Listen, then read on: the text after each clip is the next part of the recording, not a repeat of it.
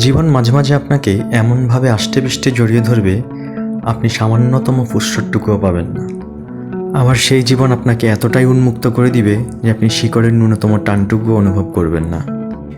যাই হোক, মূল কথায় আসি। ব্রাজিল বস ডরিবল জুনিয়র কোপা আমেরিকার জন্য তার স্কোয়াড ঘোষণা করে ফেলেছেন। স্কোয়াড 23 জনের হবে নাকি 26 জনের হবে, কনমেবল প্লেয়ার সংখ্যা কত রাখবে, এমন একটা দোলাচালের মধ্যেই ডরিবল জুনিয়র তার স্কোয়াড ঘোষণা করে ফেললেন। ডরিবল জুনিয়রের এমন সাহসী সিদ্ধান্ত দলের প্রতি তার আস্থার বহিঃপ্রকাশ করে। কোপা আমেরিকার জন্য ঘোষিত এই দলটার সাথে মার্চ মাসে ইংল্যান্ড ও স্পেনের বিপক্ষে খেলা দলটার যথেষ্ট মিল থাকলেও এই দলটায় বড় বড় অনেক প্লেয়ারই সুযোগ পাননি। ডরিবল জুনিয়রের এই দলটায় যে জিনিসটা সবচেয়ে বেশি ভালো লেগেছে তা হলো ডরিবল জুনিয়র কোনো নামসর্বস্ব দল না সাজিয়ে বরং প্লেয়ারদের পারফরমেন্সকেই গুরুত্ব দিয়েছেন।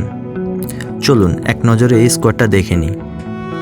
গোলকিপিং পজিশনে আছে অ্যালিসন বেকার, এডারসন ও বেন্তো। বিশ্বমানের দুজন গোলকিপার এবং বেন্তোর গত ইন্টারন্যাশনাল ব্রেকে পারফরমেন্স বিবেচনায় ব্রাজিলের এই গোলকিপিং সেটআপটাকে বেস্ট বলা চলে।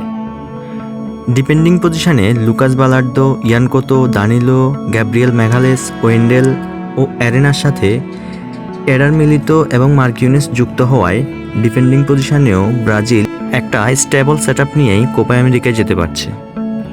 ডরিবল জুনিয়র তার মিডফিল্ড সেটআপে Joao Gomes, Bruno Guimaraes, Douglas Luiz, Andreas Pereira, Lucas পাকুয়েতার মতো কিছু ইয়াং ট্যালেন্টেড প্লেয়ারদেরকে নিয়ে দারুণ একটা সেটআপ তৈরি করেছেন।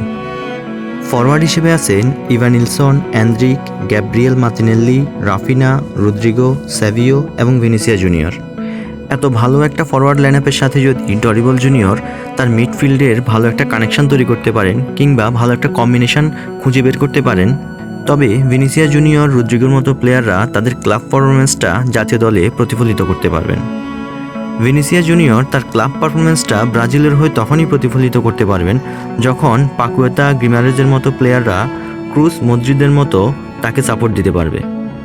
তাই ভিনি রদ্রিগেজ থেকে বেস্ট পারফরমেন্সটা পেতে হলে মিডফিল্ডকে আরও বেশি অ্যাক্টিভ ও ক্রিয়েটিভ হতে হবে। নেইমারের অনুপস্থিতি ব্রাজিলের জন্য বড় দুঃসংবাদ। ডরিবল জুনিয়র আসলে নেইমারকে নিয়ে কোনো রিস্ক নিতে চাননি। এই মুহূর্তে নেইমারকে কোপা আমেরিকা খেলতে বাধ্য করা হলে তা ভবিষ্যতের জন্য ভয়ঙ্কর হতে পারে। তাই ডরিবল জুনিয়র নেইমারকে পুরোপুরি সুস্থ হওয়ার সুযোগ দিতে গিয়ে এই স্কোয়াডে অন্তর্ভুক্ত করেননি। সেমভাবে ইনজুরির কারণে দলে নেই রিচার্লিসন এবং গ্যাব্রিয়েল জেসুস। সাম্প্রতিক পারফরমেন্স ভালো না থাকায় দলে নেই ক্যাসিমিরো। জ্যামি কারাগার নামক এক ফুটবল সাংবাদিক যখন ক্যাসিমিরোকে আর 3টা ম্যাচ খেলে অবসরে যেতে বলে দিলেন, তখন ডরিবল জুনিয়র মনে করিয়ে দিলেন ক্যাসিমিরো তার স্বর্ণালী সময় ব্রাজিল দলকে কী দিয়েছিলেন।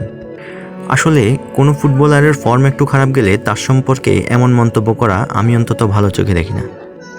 খেলোয়াড়দের ক্যারিয়ারে উত্থান পতন থাকেই, তাই বলে তাকে বাতিলের খাতায় ফেলে দেওয়া যায় না। কনমেবল যদি স্কোয়াডে 26 জন ফুটবলার রাখার ব্যাপারে পজিটিভ সিদ্ধান্ত দেন, তখন ডরিবল জুনিয়রকে নেইমার, ক্যাসিমিরো, রিচার্লিসন, গ্যাব্রিয়েল জেসুসকে নিয়ে নতুন করে ভাবতে হবে।